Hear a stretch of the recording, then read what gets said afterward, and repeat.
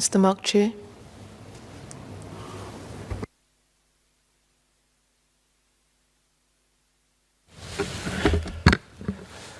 Good evening, Madam Deputy Speaker, and thank you for allowing me to join this debate.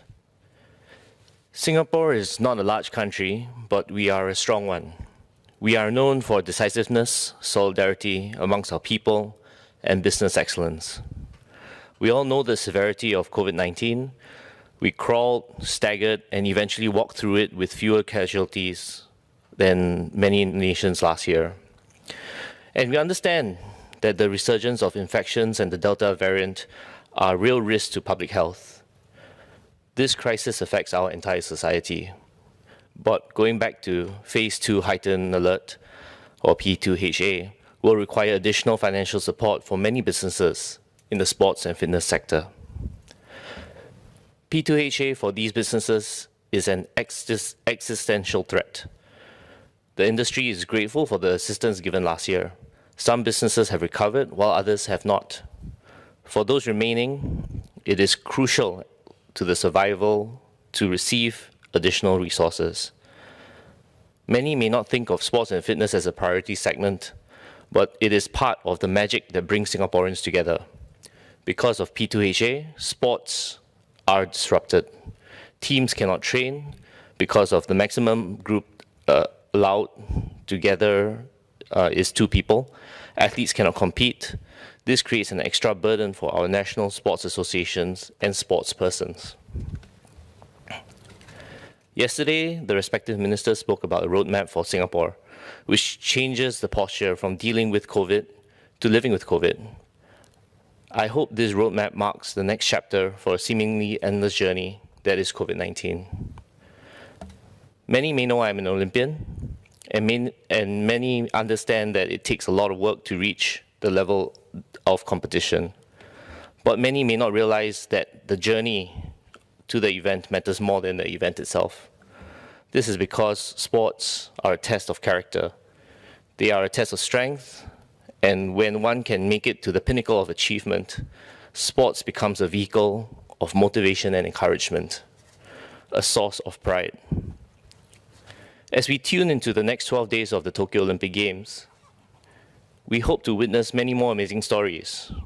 Ahmed Nawi, the 18-year-old Tunisian who won the gold in the 400 freestyle men, and Annie Kaysenhofer, the math lecturer who rode solo the last 40 kilometers of the women's cycling road race to win gold, and Singapore's very own Chantal Liu, whose qualification to the Olympic Games is historic in and of itself as the first marathon swimmer to participate in the Games. What's important is the journey and not the actual event. Even on a non-competitive level, fitness benefits include a physically healthier population and stronger mental health for Singaporeans. COVID-19 affects our entire society, and the sports and fitness industry are no exception. We need help. Additional resources in the relief budget go a long way to ensure the industry's survival. Right now, this moment is an excellent opportunity to reaffirm my belief that we are in this together. Madam Deputy Speaker, we are stronger together. I would like to speak for 3 groups of players in the sports and fitness industry. First, the sports and fitness businesses. There are nearly 600 such establishments in the country. They serve 500,000 to 600,000 members, our residents. Without extra funding, these businesses cannot operate despite their contribution to society. With your support, however, the sector can. It was allaying to hear from Minister Wong's ministerial statement yesterday that additional support will be given to eligible businesses affected by P2HA protocols. These businesses will receive more rental relief. Landlords chasing tenants for rental arrears based on full rent have been causing a lot of hardship and pressure on businesses. Even if tenants wish to seize their businesses, landlords have gone after or threatened to go after the tenants for rental arrears and damages for landlords' losses of rent until the end of their leases. It would be good if the Ministry of Law can legislate relief. Such a break would enable tenants of privately owned commercial properties to pre-terminate their leases without penalty if they show that their revenues have significantly been impacted. Perhaps the Minister of Law can reconsider reintroducing the realignment framework for a period for the sports and fitness industry, as the industry has been badly affected this time around. It would also be good if the disbursement of the relief packages were expedited. The previous support package from the last P2HA has not been disbursed, with the industry facing yet another set of heightened measures. It puts a strain on businesses. Companies have gone for almost 4 months without much income. Costs are the only constant that companies have to continue bearing. As the Honourable Member Edward Chia shared earlier, businesses are facing low cash reserves. We need water to come quickly to fight the fire.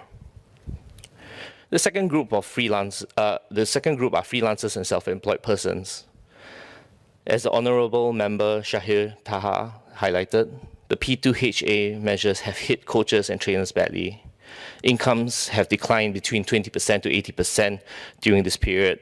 SMMs make it impossible to conduct sessions for teams, and pivoting to online instruction for some of these sports and fitness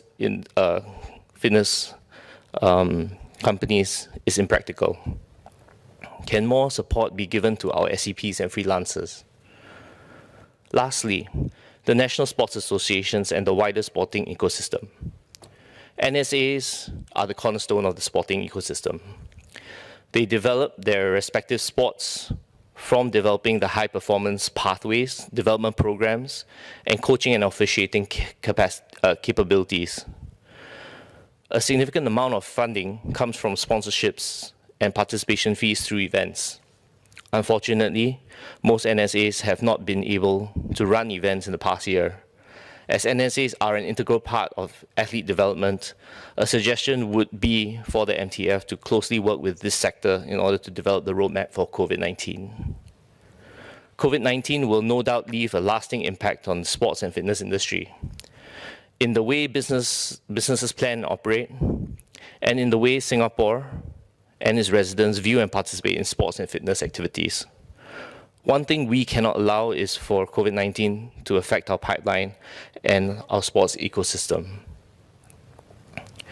With your help, the government can be a teammate the industry needs to make through the next checkpoint. Hopefully the last round, the last lap, and the last hurdle. I understand the reversal to P2HA is necessary, yet I hope this gives you more insight into the sports and fitness industry needs and why it needs additional support. We want to continue finding ways to keep citizens healthy despite a tightening of safety measures. This may mean investment in technology to host more virtual sessions. It may mean that our coaches, our teachers, our trainers having to work longer hours to adapt to the safety measures. It definitely means we want to ensure that we can survive and impact Singaporeans in a healthy and meaningful way. We also want to ensure employees in this sector have a chance to keep and evolve their jobs. Please consider providing quick financial support for the sports and fitness industry. Dear Madam Deputy Speaker, I support the supplementary budget. Thank you.